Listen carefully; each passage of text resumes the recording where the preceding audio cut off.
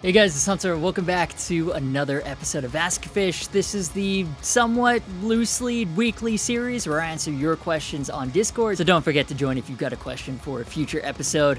Missed last week, I had a lot going on, so we have a ton to cover. Let's not mess around. Smack a like on the video if you're going to enjoy it. That actually really helps appease the all-powerful YouTube algorithm. Let's jump into your questions.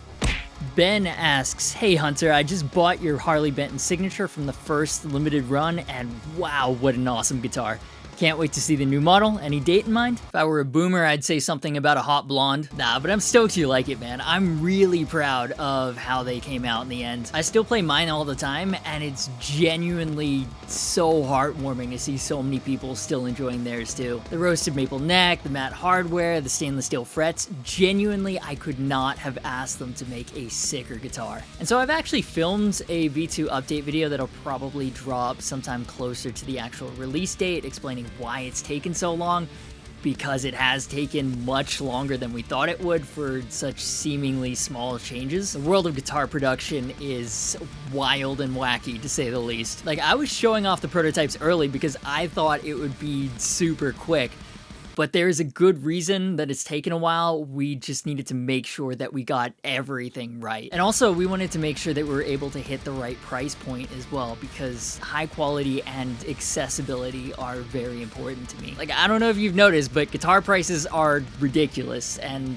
I didn't want that for this model. And I don't want to get everyone's hopes up just to let everyone down, but I try to be as honest and open with you guys as I can, because I mean, that's the whole point of YouTube, right? So I'm not going to nail a date. Latest I'm hearing is Q4, holiday time this year. Native Doomer asks, what do you think of the Ibanez RG 5121ET Polar Lights? Finish looks so sick. Alright, Discord really likes the flip-flop finishes, huh? To an inappropriate degree. But I'm actually talking to Ibanez about making an in-depth video on that one and on the Bass 6 multi-scale thing that I played through the Marshall wall at GearFest. I think that's the coolest guitar Ibanez released this year. And it's not even a guitar, it's even got bass pickups. And an astounding 765,400% of viewers are not subscribed. Make sure you subscribe so you don't miss a demo. No, but the RG is really cool, not only because of that flip-flop finish, but also it's the first production Prestige with an Evertune. Same year that production E2s are starting to ship with Evertune as well. So it's super cool to see Evertune go from experimental feature to full-on legitimacy on the premium Japanese-made lines. It's really, really exciting to see. And you know what else is exciting to see? Today's sponsor, Ridge. Not my most creative segue, but we'll take it. Let's take a quick second to thank Ridge for sponsoring today's video. And Ridge isn't just a sponsor. I've been using them for a couple of years now, and I absolutely love it. There's no way I'm going back. I love the sleek modern form factor that can fit into your front pocket, the durable plates made of aluminum, titanium, or carbon fiber, or RFID blocking, and each wallet comes with a lifetime guarantee. You guys know, you've used traditional wallets. They get bulky with unused loyalty cards, old receipts, and that's just not practical for modern people, and it doesn't happen with Ridge. They have over 30 colors and styles to choose from for yourself, and speaking from experience, they make fantastic birthday gifts for your hard-to-shop-for friends. This time they sent me 3 of the most popular designs to check out: raw forged carbon, burnt Damascus steel, and the most over-the-top premium design, 24 karat gold. Amazing. You can even now replace the cash strap on the back with an AirTag holder, so you'll never lose that wallet again. They have over 50,000 5-star reviews, so if you want to see why so many people are switching over to the Ridge wallet and love it, heading over to ridge.com/AGGufish. And for you guys, if you use my code AGGufish, you'll get 10% off your order and free worldwide shipping. Link will also be in the description, and of course, clicking helps support the channel by letting them know that I sent you. And while you're checking them out, let's get back into your questions. Goofy Gibson asks, Gibson Headless, what do you think? Oh my god, I thought you photoshopped this. This is fucking awful. So this was in the latest Gibson certified vintage drop, a 1981 Futura prototype that had been residing in the Gibson vault. And, I mean, maybe it should have stayed there. Look, credit to Gibson in the Norland era for trying new things, but like, wow. No one said you needed to try that. It is a cool piece of Gibson lore though. It's interesting to see what they were experimenting with before they went and just bought Steinberger. And like, What the hell is going on with that company? Are they dead? At one point, it looked like they were going to be doing a Matt Heafy-led revival, but yeah, anyways, no, it's supposed to be a headless, but it's got this mini headstock at the end with no tuners, just no. The Corvus was not great, but this is, it's not bad. It makes the Corvus look good. Huge pass for me. In fairness, I'm not really into headless though, so especially if you are into the whole headless thing, what do you think of this? Is it worth asking Harley Benton to make an affordable version? Now it's time to recap the new gear releases. Keep these on your radar. Marshall's dropped their first new amp since being acquired, the Studio JTM ST20 head and combo. These are essentially modern takes on the JTM 45, so classic Marshall sound. 20 watts, hand-built in the UK, and you can also drop the power down to 5 watts for bedroom use. The studio and cabinet have Celestian greenbacks, super dope Art Deco vibe reminiscent of the very early Marshalls. Super simple amps, straightforward rock and roll. Marshall's Studio series is insanely popular. They've got UK-built 20-watt versions of the JCM 800, the Silver Jubilee, the Super Lead, so it's cool to see the JTM 45, the amp that started it all, added to the line. Sticking with amps, Sunn amplification has been resurrected through a partnership with Mission Engineering. They make awesome wah and expression pedals. My go-to is a Mission Engineering Rewah Pro that I've used for years. They're so good. And Sunn, from what I understand, were a very early pioneer in rock. Jimi Hendrix and Pete Townsend both used them. They're big in the stoner and doom community too because they have a ton of low end and they're loud as fuck because they were designed for concert use before we ran everything through PA systems. So they've basically revived classic designs for both bass and guitar.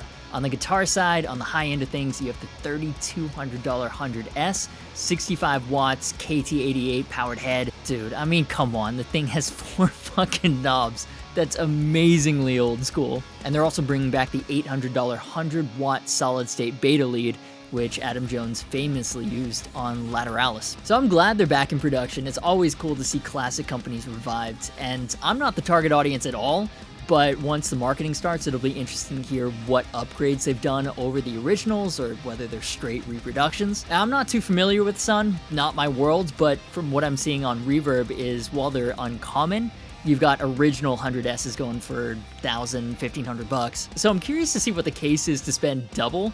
Maybe it's just that the new ones are almost guaranteed to be more reliable. But the most interesting thing is they're also opening Sunn up for essentially crowdsourcing. They're allowing anyone to become an investor through something called regulation crowdfunding. I'm always skeptical when it comes to investments, but owning a part of a classic amp brand sounds interesting.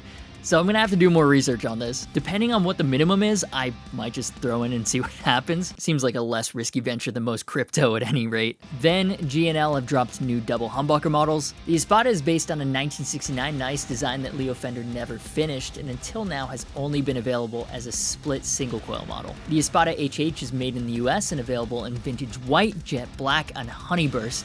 Alder body, rosewood fingerboard with block inlays, bone nut, saddle lock bridge, and a kill switch. The Espada HH Active looks identical and available in the same colors except the pickups are covered and the kill switch is replaced by an active preamp. You know, just a couple days ago, I was looking at G&L guitars wondering where the non-weird shape humbucker guitars are. And, oh, there they are. Then, I don't know how I missed this one because it dropped about a month ago, but Fender Japan has a very sick Hybrid 2 Noir series. Huge Batman Beyond vibes, anodized pickguards with a red bevel, red logo, black nickel hardware. You've got a Strat, a Tele, a Jazz Bass, and a super cool Jazzmaster in the series. These models are not available in the US, big sad, but they're in stock at Thomann, although they are a limited edition and the Telecaster is already gone. There are quite a few Fujijin-made Fender Japan runs that don't make it to the States, and this is definitely one of the cooler ones. Also, heads up, the Vintera 2s are rumored to be dropping very soon. I mean, they've leaked, it's all but confirmed. I feel like this happens to Fender a lot, but anyways, so Fender is doing a huge 20% off sale on all the original Vintera models just to get them out before the new range drops. And if you're unfamiliar with them, the Vintera series is made in Mexico and it's basically the authentically vintage spec counterpart to the more modern Player series. I demoed the Vintera 50s Telecaster and actually really liked it. I'd never played a proper vintage spec Telecaster before and it was unlike anything I'd ever played. And believe it or not, it actually chugs. So yeah, 20% off if vintage spec Fender is your thing. Check them out before they're gone. Link in the description. And speaking of Fender, of course, the worst kept secret in the guitar world has been out for a couple of weeks. The limited edition Tom DeLonge Strat finally dropped. Same specs as the original, with the pearloid pickguard, Seymour Duncan Invader, rosewood fingerboard, with the big old 70s headstock. Plus, the new version has a treble bleed circuit and a funny little alien Tom backplate cover. Comes in the classic surf green, Daphne blue, graffiti yellow, and black, which is the only one still in stock, because who the heck wants the black one? Fender also dropped color matching to the stars straps, which is fantastic, given we've just learned that Tom was right the whole time. Apparently, Sweetwater's backordered over 200 of the surf green alone, and that's just insane. And just like the aliens, the hype around these is so real. And it's why I was super disappointed when my surf green one came in from Fender.com. I ordered from there because, pro tip, if it's your first order, you get 10% off, and it was not good. But this leads us nicely into our next block. In case you missed it, since last episode of AskGufish, I dropped an unboxing vlog of my new Tom DeLonge Strat. I was so hyped for this thing. Bought it within an hour of the official announcement, refreshed the tracking for days. It arrived, I got it out of the box, and I'm not gonna spoil it, but I was so disappointed. There was a big QC issue with mine, and Fender customer service immediately decided to replace it when I sent them the photos, so we'll see what happens there. But yeah, absolutely gutted, because I've been hyped for this one forever. I've wanted one for so long, and it sounded really good. Hopefully the next one is much better. Then I uploaded another unboxing vlog reuniting with my favorite guitar that Sweetwater brought back to life at GearFest. Such a sick instrument that's back to its best, and I'm really happy about it. And finally, if you missed the last episode of AskGufish, we talked about new Harley Benton baritones, the orange OR30, their first new UK-built amp in almost a decade, EPIPHONE's 150th anniversary, and Creed announcing a new reunion. Links to all those in the cards and in the description. And that will do it for this week's episode of AskGufish. Massive shout out to my patrons for supporting the channel. Their names are up on the screen right now. Consider joining them if you like what I do, and also get bonus extras. You can also bookmark my affiliate links if you're picking something up from Sweetwater, Thomann, or Reverb. That support really helps out the channel and helps me bring you better content, so I really appreciate it. Social media, merch, and Discord server links are in the description. As always, thank you so much for watching. You've been awesome, and I will see you for the next video.